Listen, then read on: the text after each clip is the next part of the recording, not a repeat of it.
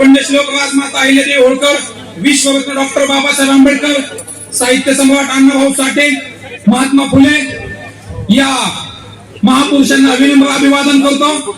आजच्या ओबीसी मोर्चासाठी उपस्थित असलेले ज्यांनी खऱ्या अर्थाने महाराष्ट्रामध्ये ओबीसी चळवळ उभी केली ते आमचे जुने राष्ट्रीय समाज पक्षाचे सहकारी माननीय प्राध्यापक लक्ष्मणजी हाके, ऍडव्होकेट मंगलजी सासाने साहेब या ठिकाणी उपस्थित राहिले।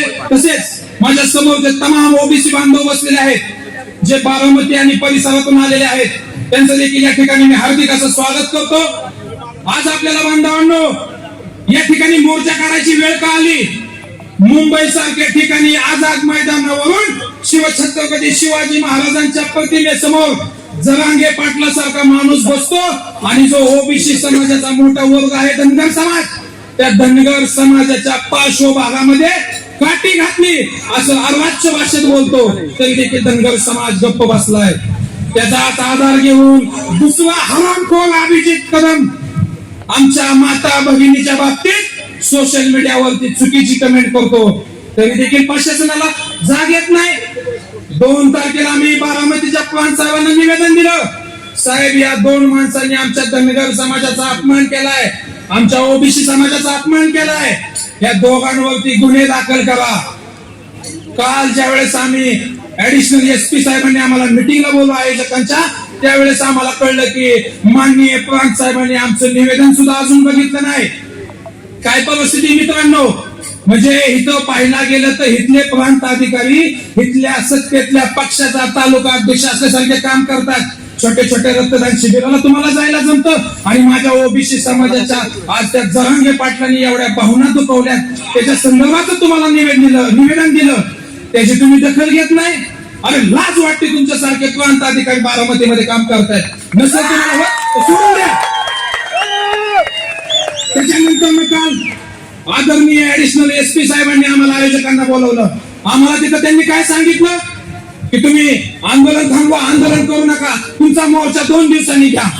मग आम्ही देखील ऍडिशनल एसपी साहेबांची विनंती मान्य करून त्यांना म्हणलं ठीक आहे साहेब, आंदोलन आम्ही थांबवत नाही, आम्ही आंदोलनच करत नाही, आमची पण मागणी मान्य करा। ह्या 2 नालायक माणसांनी आमच्या समाजाविषयी जे अर्वाच्य भाषेत कमरेखालच्या भाषेत जे बोललेले आहेत त्यांच्यावरती तुम्ही गुन्हे दाखल करा, आम्हाला मोर्चा काढायची काय गरज नाही। तर ऍडिशनल एसपी साहेबांनी स्पष्टपणे नकार दिला, मी गुन्हा दाखल करू शकत नाही। अरे मग तुम्हाला काय अधिकार आहे आमचं आंदोलन करू नका म्हणायचं? हा, जर तुम्ही त्या खुर्चीवरती बसून सर्वसामान्य माणसाला न्याय देणार नसाल तर तुम्ही त्या खुर्चीवरती बसायला लायक नाहीये, मी असं म्हणेल।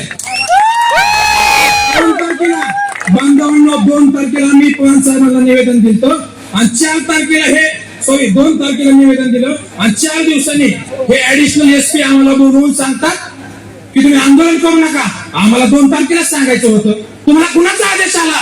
काल या राज्याचे उपमुख्यमंत्री साहेब बारामतीत होते, त्यांनी ह्यांना आदेश दिला आणि त्यांना आदेश दिल्याच्या नंतर ह्यांनी आम्हाला बोलून सांगितले तुम्ही आंदोलन करू नका। का? ऍडिशनल एसपी साहेबांना मला सांगायचंय तुम्ही शासनाचं काम करता का अजित पवारांचं काम करता? जर सर्वसामान्य लोकांना न्याय द्यायचा नसेल तर माझ्यासारखा कार्यकर्ता म्हणून नोकरी सोडा आणि ते अजित पवारच्या घरी पाणी बघत बसा।